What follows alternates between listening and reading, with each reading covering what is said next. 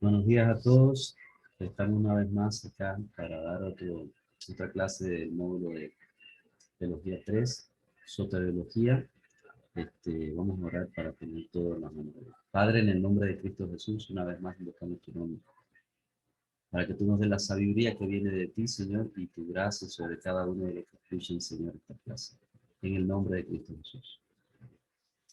Bien, vamos a ver, comparto una presentación acá para continuar con esta clase. Ok.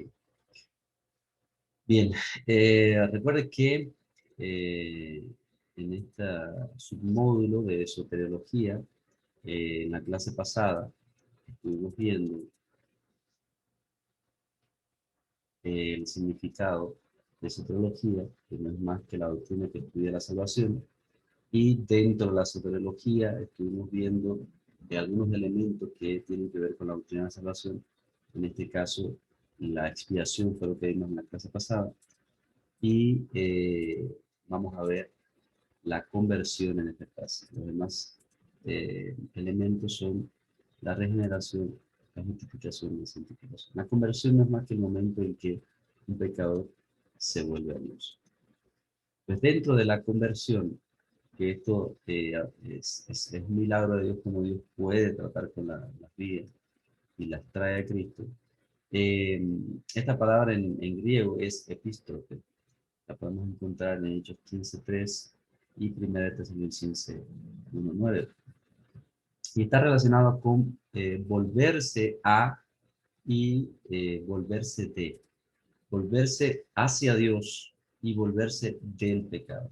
El volverse del pecado está relacionado con el arrepentimiento, y volverse hacia Dios está relacionado con la fe. Por eso en la conversión vamos a ver distintas etapas o elementos que lo componen, pero es importante mencionar primeramente que la conversión tiene que ver con una libre decisión que toma el ser humano de volverse hacia Dios, pero al mismo tiempo tiene que ver con un actuar de Dios para que el ser humano pueda tomar esa decisión. En el actuar de Dios está comprendido la actividad del Espíritu Santo, que él convence de justicia, de pecado y de juicio al pecador, y que atrae al pecador y abre sus sentidos espirituales para que él pueda tomar entonces una libre decisión. Bien, algunos versículos relacionados con esto lo podemos encontrar en Jeremías 31:18, vamos a verlo. Jeremías 31:18.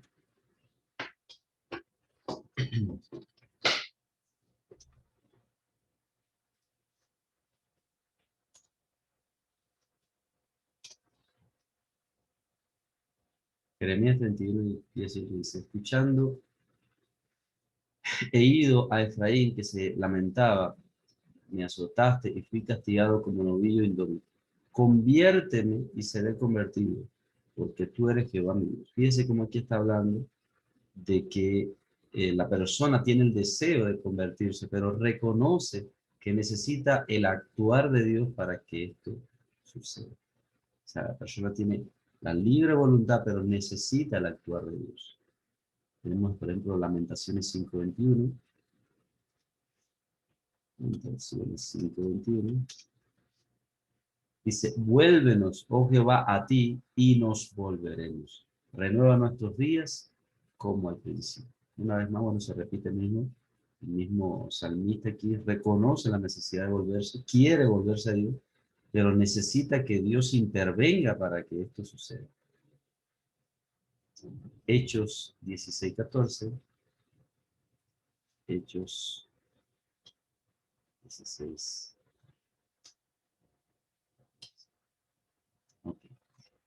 Aquí dice: entonces una mujer llamada Lidia, vendedora de púrpura de la ciudad de Tiatira, que adoraba a Dios, estaba oyendo, y el Señor abrió el corazón de ella para que estuviese atenta a lo que Pablo decía. Evidentemente, luego en la historia vemos cómo Lidia pues, se convierte, el Señor se entrega a él, pero fíjese cómo está el actuar de Dios, cómo el Señor abrió el corazón de ella para que estuvieras atenta a las palabras. Entonces, ella toma una libre decisión de convertirse, de aceptar al Señor, pero vemos detrás, tras bambalinas, el actuar del Señor abriendo su corazón para que pudiese recibir las palabras de Dios, etcétera. Bueno, aquí tenemos otros versículos que pueden tomar nota de ello.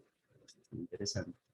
Y bueno, vemos estos cuatro elementos que intervienen en la conversión: la elección, el arrepentimiento, la convicción de pecado y la fe.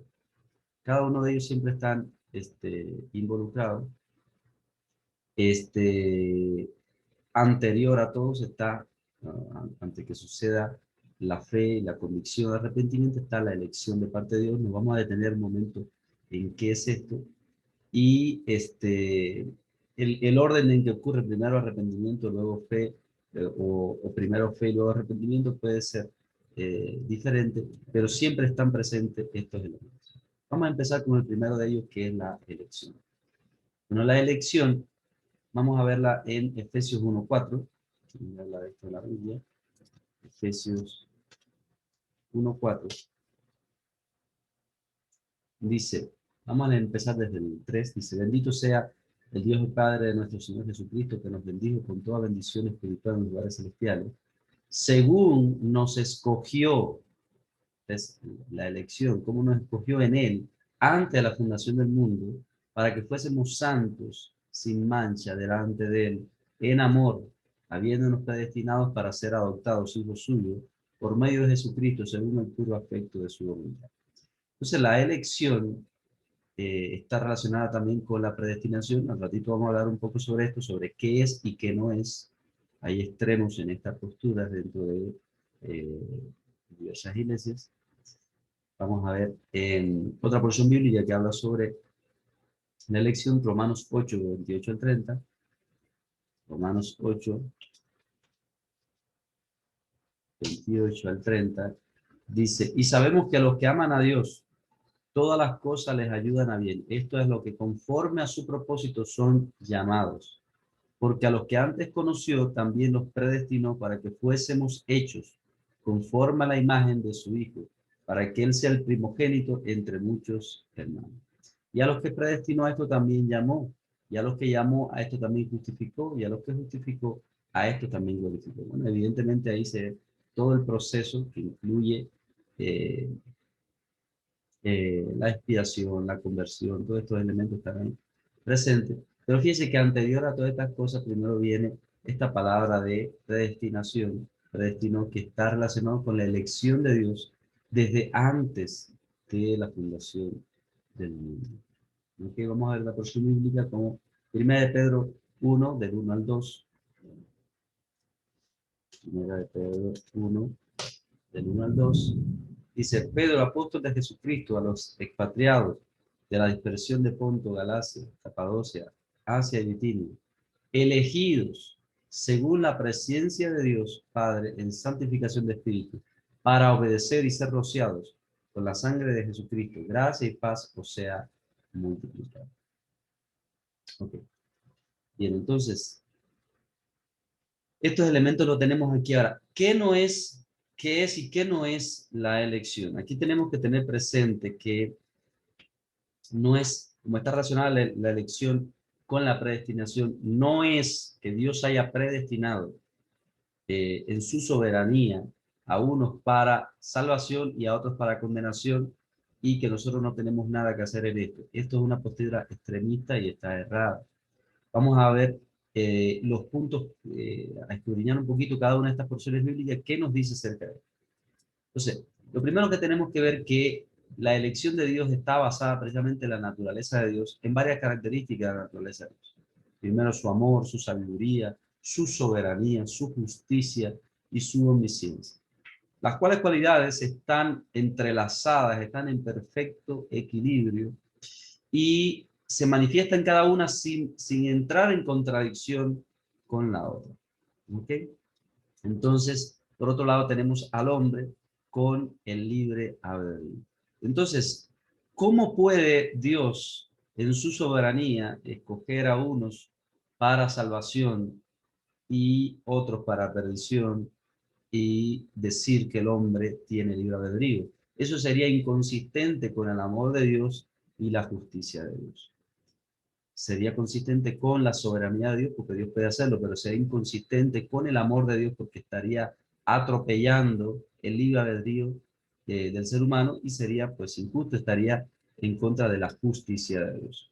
Entonces, ¿cómo podemos reconciliar esto, este concepto de las atributos de Dios que están en perfecto equilibrio con estas porciones bíblicas que son claras y que vienen ahí? Entonces, vamos a estudiar un poquito más sobre esto. Por ejemplo, ahí mismo en Efesios. La clave está en esta palabra que hemos subrayado aquí, que dice en Cristo.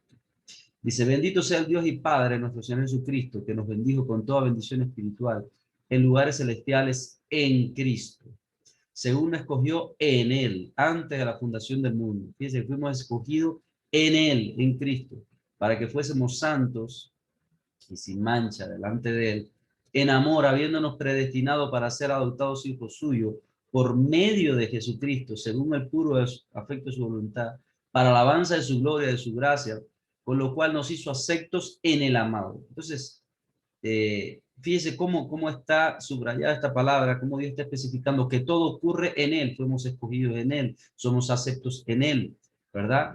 Estamos sentados en lugares celestiales en Él. Dice, en quien tenemos redención, en Él es que tenemos, estando dentro de Él, plantados en Él, sembrados en Él, estando dentro de Él, es que entonces tenemos redención en su sangre, perdón de pecados, somos aceptos, somos escogidos, todo ocurre en Él. Según la riqueza de la gracia que hizo sobreabundar para con nosotros en toda sabiduría e inteligencia, dándonos a conocer el misterio de su voluntad según su beneplácito, el cual se había propuesto en sí mismo, de reunir todas las cosas en Cristo Jesús, una vez más, en la dispensación del cumplimiento de los tiempos, así la que están en los cielos como que está en la tierra. En Él, o sea, en Cristo, asimismo tuvimos herencia, la herencia para los que están en Cristo, la redención para los que están en Cristo, escogidos son los que están en Cristo, habiendo sido predestinados conforme al propósito del que hace todas las cosas, según el designio de su voluntad, o sea, soberanía de Dios, a fin de que seamos para alabanza de su gloria, nosotros los que primeramente esperábamos en Cristo. En Él también vosotros, habiendo oído la palabra de verdad en el evangelio de vuestra salvación y habiendo creído en Él, fuiste sellado con el Espíritu de la promesa. Aquí puse este último en Él en amarillo, porque es lo que nos hace estar en Él, habiendo creído en Cristo. ¿Cómo empezamos a estar en Él? Cuando creemos. Al creer somos incluidos en Cristo. Y entonces en Él somos redimidos, estando en Él somos justificados, estando en Él es que somos escogidos. Entonces, Dios escogió a todos los que están en Cristo. Y todos los que están en Cristo, para poder estar en Cristo, tienen que ejercer su libre voluntad para entrar, para estar en Él.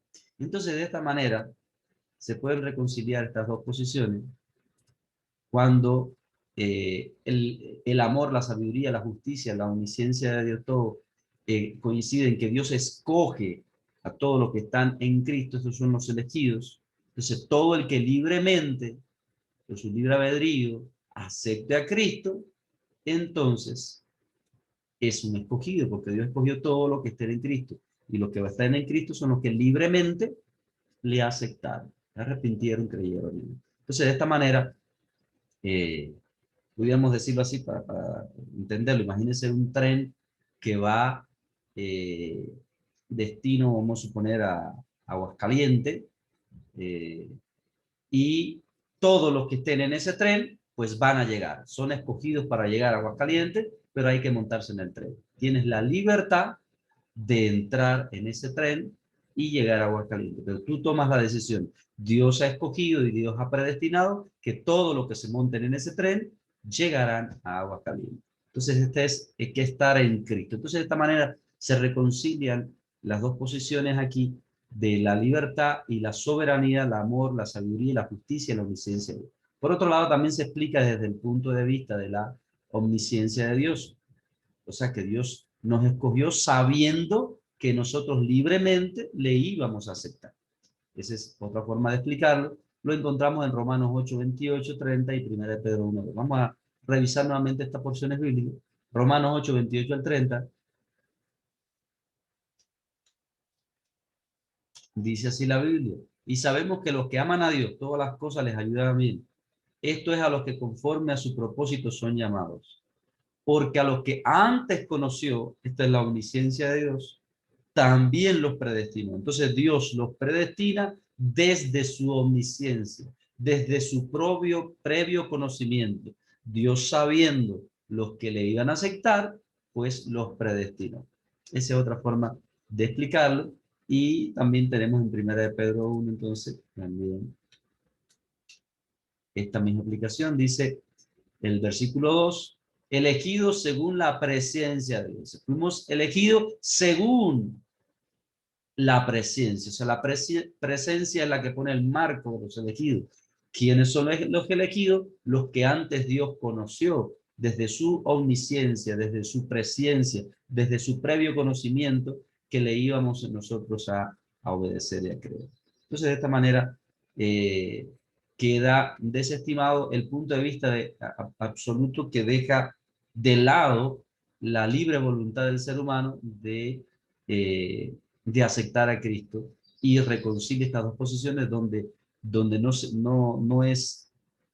tiene de lado ni el amor, ni la sabiduría, ni la justicia, ni la soberanía de Dios, ni el libre albedrío. Y se reconcilia toda esta posición. Entonces está la elección de Dios en primer lugar, que ocurre desde antes de la fundación del mundo, y en segundo lugar, bueno, tenemos el arrepentimiento.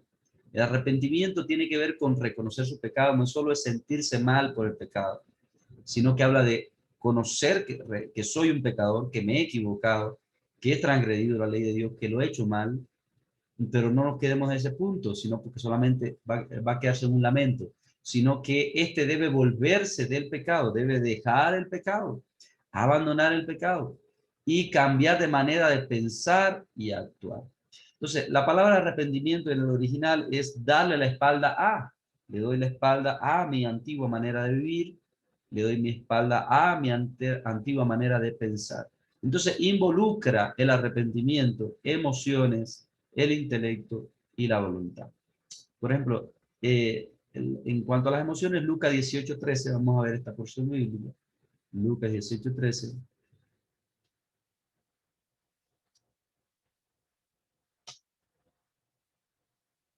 Dice, mas el publicano, estando lejos, no quería ni aún alzar los ojos al cielo, sino que se golpeaba el pecho diciendo, Dios, sé propicio a mí, pecador. Entonces, esta ilustración nos dice que él, sus emociones, estaba siendo conmovida y reconocía su pecado y estaba involucrado emocionalmente en esto, estaba quebrantado por ser un pecador y por otro lado, desde el punto de vista del intelecto también es involucrado. Salmo 51, 3, 4 y 7. Vamos a verlo. Salmo 51, 3, 4 y 7. Dice, porque yo reconozco mis rebeliones, un acto consciente, conozco que soy un pecador, y mi pecado está siempre delante de mí. Contra ti solo he pecado y he hecho lo malo delante de tus ojos, para que seas reconocido justo en tu palabra y tenido por puro. O sea, reconoce la santidad, la pureza de Dios y la maldad nuestra. Versículo 6. He aquí tú amas la verdad en lo íntimo y en lo secreto me has hecho comprender sabiduría. Tengo involucrado el intelecto. Purifícame con hisopo, seré limpio. Lávame y seré más blanco que la nieve. Esta persona reconoce su estado, reconoce quién es Dios y sabe que cuando venga su perdón, pues va a ocurrir este perdón que le va a limpiar completamente. Y la voluntad, o sea, la libre decisión de la persona a arrepentirse, un acto de voluntad. Por otro lado está el actuar de Dios, que tiene que ver con la convicción, la intervención de Dios, específicamente del Espíritu Santo. Juan 16:8. Juan 16:8 dice, y cuando Él venga, el Espíritu Santo, convencerá al mundo de pecado, de justicia y de juicio. ¿Amén? Entonces, no solamente, como estaba mencionando anteriormente, Jeremías, Lamentaciones, etcétera, en la conversión tiene que intervenir el actuar de Dios. Entonces, el Espíritu Santo produce convicción de pecado, la persona libremente se arrepiente, reconoce su estado, cómo está, y entonces pasa al último paso, entonces, que es la fe, cree, se vuelve a Dios y cree que su solución está en la obra de Cristo en la cruz del Calvario. Volverse a Cristo, como hablamos, que la conversión tiene que ver con volverse del pecado, el arrepentimiento, y volverse a Dios, que es la fe. La definición de la fe, bueno, de forma general la podemos encontrar en Hebreos 11:1. Hebreos 11:1 dice, pues la fe, la certeza de lo que se espera, la convicción de lo que no se ve. O sea, creo aún sin ver, no vi a Cristo morir en la cruz del Calvario, no vi lo que dijo allí, no estuve presente en su ministerio, pero creo que lo que se hizo allá hace más de 2000 años aún es eficaz para limpiarme. Creo que todo lo que dice la Biblia es real, aunque no lo esté viendo ahora con mis ojos, hay internamente algo que me está diciendo que esto es real. Entonces, esto es una fe genuina. Evidentemente, sin fe no hay salvación. Puede que la persona reconozca que es pecadora, reconozca que esté mal, reconozca que Dios es santo, pero si no cree que Cristo le puede limpiar y que Él pagó por sus pecados, pues entonces no hay salvación. Efesios 2, del 8 al 9. Vamos a verlo. Efesios 2. Dice, porque por gracia sois salvos, por medio de la fe. O sea, la gracia del don de Dios que no merecemos para salvación en nuestra vida, pero nos apropiamos de esa salvación por medio de la fe. Entonces, y dice, y esto no de vosotros, pues es don de Dios. O sea, Dios quien ministra la salvación como gracia y también produce fe en nosotros, y está relacionado, como vamos a ver, con el oír la palabra. Hebreos 11:6 nos dice también, 11:6 dice, pero sin fe es imposible agradar a Dios, porque es necesario que el que se acerca a Dios, que se vuelve a Dios, crea que le hay, que Él es real y que Él premiará, que es galardonador de los que le buscan. Y por último, la fe viene de Dios al escuchar su palabra. Romanos 10, del 8 al 10, el 17. Romanos 10. Dice, más que dice, cerca de ti está la palabra, en tu boca y en tu corazón. Esta es la palabra de fe que predicamos, que si confesares con tu boca que Jesús es el Señor y creyeres en tu corazón que Dios le levantó de los muertos, serás salvo. Porque con el corazón se cree para justicia, pero con la boca se confiesa para salvación. Y el 17 dice, así que la fe es por el oír y el oír por la palabra de Dios. Entonces no es fe solo en que Dios existe, sino fe en que Cristo murió por nuestros pecados y resucitó al tercer día. Eso tiene que ser creído y confesado por nuestra boca, y evidentemente esa fe Dios la produce de una forma sobrenatural cuando somos expuestos ante el mensaje, la predicación del mensaje del Evangelio. Por eso es tan importante predicar la palabra para que la gente se salve. Entonces, alguien pudiera decir, pues bueno, los milagros, necesitamos los milagros para que la gente crea en Dios, etcétera. Pero Dios ha determinado que es por medio de su palabra. Los milagros son una señal para confirmar la palabra de Dios, que Cristo murió y resucitó por nosotros. Amén. Entonces necesitamos que Dios nos confirme con señales milagros, pero tenemos que predicar la palabra que ha de ser confirmada. Amén. Entonces, hacemos este recordatorio desde el principio, los elementos que intervienen en la conversión, en una persona, la elección, el arrepentimiento, la convicción que produce Dios y la fe, que es un acto voluntario de la persona, pero hay una intervención divina en la conversión. Si Dios no interviene, pues no hay una verdadera conversión. ¿Okay?